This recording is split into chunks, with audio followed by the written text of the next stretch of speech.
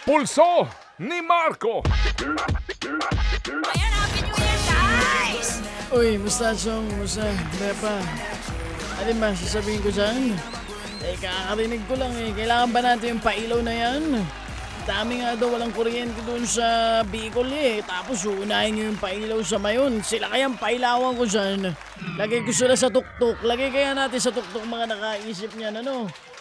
Pero Repa, ikaw talaga last time pa kita gusto makausap tungkol dun sa nangyayari nung nakaraang Biyernes. Kaya na masyado tayong busy dito. Ngayon ko lang tuloy ito mapag-uusapan. Pinatawag nga sa kamera, no, yung ilang mga vloggers kung tawagin. Napansin nyo ba? Kay babait, ano? Biglang naging mahinhin yung iba. Talagang yes po, your honor, we respect the law. Mga ganyan. Yan ang mga sinasabi. Kung mapapansin ninyo at kung kayo nakapalaw sa kanila, kasi ako talagang nakapalaw ako sa mga yan Siyempre, kaya nga dati, di ba? Isa ako sa mga supporters ng unit team May GC nga kami, kinik lang nila ako Porque nagising na ako sa katotohanan, kinik na nila ako, di na nila ako friend.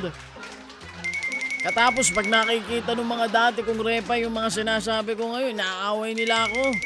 Porque hindi na kami pareho ng sinusuportahan. Naaway na rin nila ako, Repa. Magsusumbong ako sa'yo. Batiin mo si Darly De Roca kasi yung driver. Kasali din niya sa GC si Darly Totoo yun. Yung driver daw niya. Kasali ko rin niya sa GC. Anong pangalan ng driver? Nestor? Anong pangalan yan? May pangalan ba yan? Nakita ko yan, kausap ko yan dati. Yun nga, Repa, magsusumbong ako sa'yo, naaway nila ako. Pero pansinin ninyo, di ba, kung makikita nyo sila, dun sa hearing, ang babait. Pero sa social media, ibang timpla ng mga iyan. Kung makabanat sila sa mga hindi nila kaalyado, akala mo'y sila'y judge, jury, executioner in one, lahat na. Pero nung makaharap yung ating mga kongresista na medyo may kayabangan din yung ilan sa pagtatanong, ay naging mabait na keyboard warrior sila. Nawala yung kanilang yabang, yung angas, yung kanilang lakas ng loob na sila yung mga tagapagligtas ng bayan, Repa.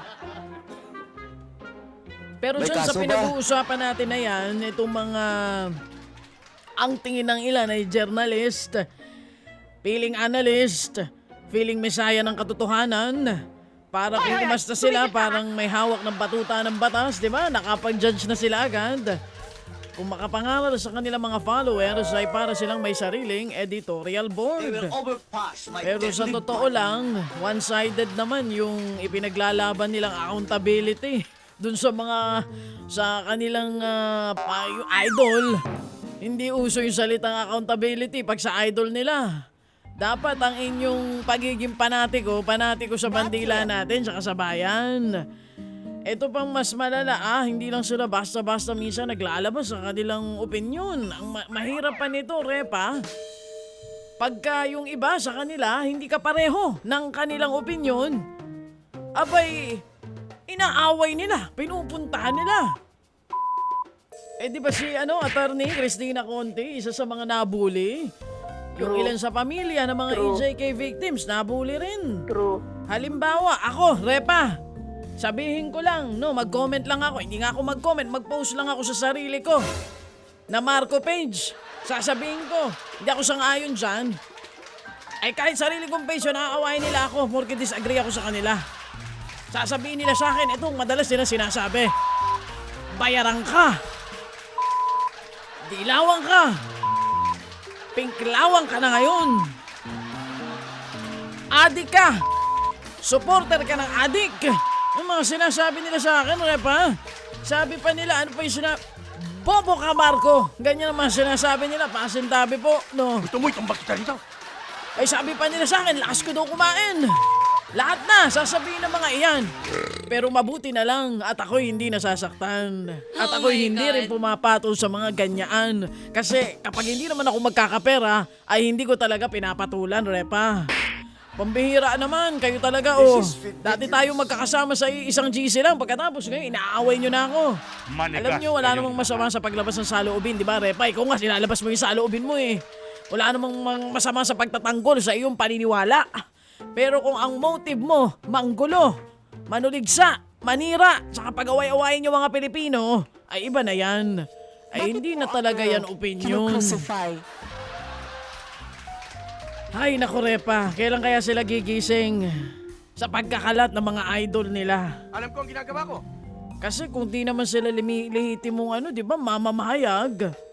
Dapat meron din silang pananagutan dito sa kanilang mga pinapalaganap kasi meron silang impluwensya. Meron silang mga followers eh. At tandaan ninyo mga Repa, ang kalayaan sa pananalita, hindi yan excuse para bulihin mo na ang hindi mo kapareho ng stand. Hindi yan shield para maging bastos ka. Freedom of speech is not freedom from consequences. Sino nagsabi niyan? Nabasa ko lang yan, Repa. Sino? Pero gusto ko lang sabihin nung Friday hearing sa fake news.